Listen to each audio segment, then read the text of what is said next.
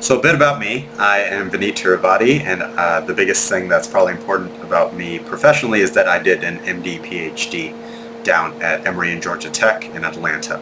A lot to unpack there, but at the end of the day, I see myself as a PhD in engineering, someone who really tries to understand how we do biomedical engineering, classical engineering, but using the knowledge gained from being in the hospital, being in the clinics, actually getting a little bit of training in patient care.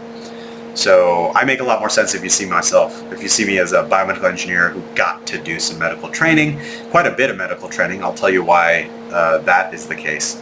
But at the end of the day, I am an engineer, and actually I'm a lot more of a theory-driven engineer than I am a practicing practical engineer.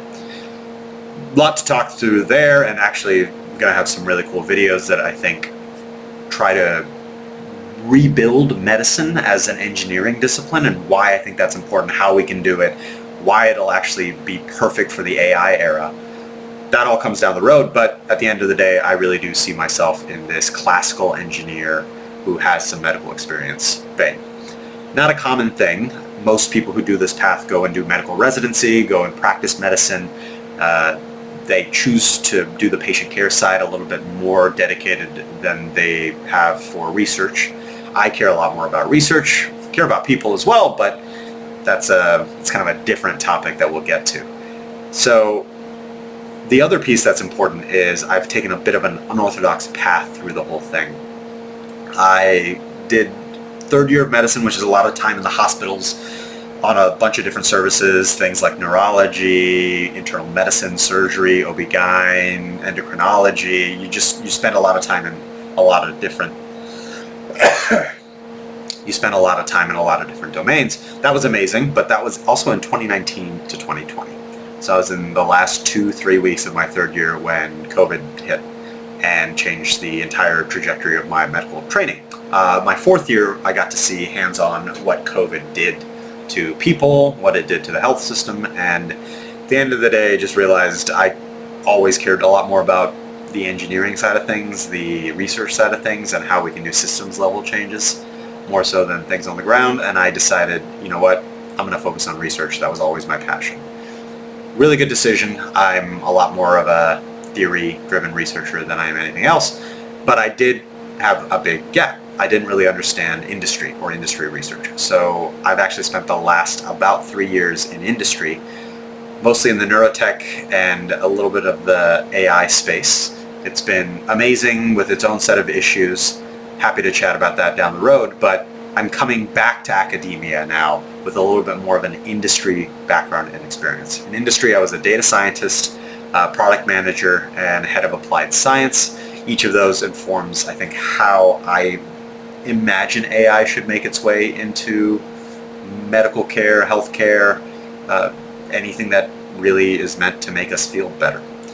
Now I'm back in academia, and it feels great to be back in academia, even though there's a lot of tumultuous funding issues right now, which we will talk about. I'm currently a research postdoc, a research fellow at Harvard Medical School, specifically in Brigham and Women's Hospital, with an amazing group of physicians, all with quantitative background. Some of them are engineers, some of them are software engineer undergrads. It's really great. It's an incredible environment. I absolutely love every piece of it. They're also really good people. So it's just all around it's been a really great experience. So what this means is I love talking about AI, sure, but I talk about it from a very different perspective than the computer science-y folks. I am a classically trained engineer.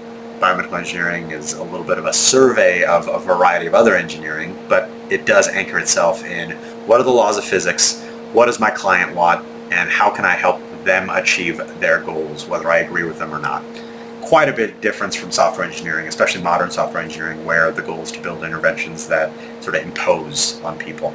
I'm not a fan of that. You will not hear that perspective from me. I think overall we're going to spend the next few years really regretting that perspective and we'll all hopefully see the benefits of treating tools like secondary things to help us achieve our goals.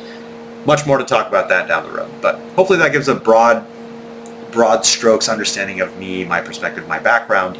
There's a lot more to discuss in terms of details. I grew up loving astronomy and programming and tried to make a little simulator of the universe, as all 8-year-olds are wont to do.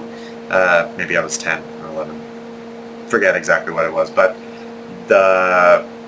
there's a lot more about the trajectory that I took. If you're interested in that at all, then go ahead and subscribe, because I will be talking a little bit about medicine, medical school, especially given my background as a biomedical engineer, as an engineer that was even reluctant to do engineering. That was a little bit more practical than I wanted to be. I was a big fan of theoretical physics, astrophysics, but in hindsight, really grateful for my trajectory, really grateful for the mentors that I had through the process, and I'll tell you all about it, and maybe it'll help inform your approach to going to medical school. I've given advice to a whole variety of folks with respect to medicine, how to get into medical school, what they're looking for, that kind of stuff, and we'll definitely chat about that down the road.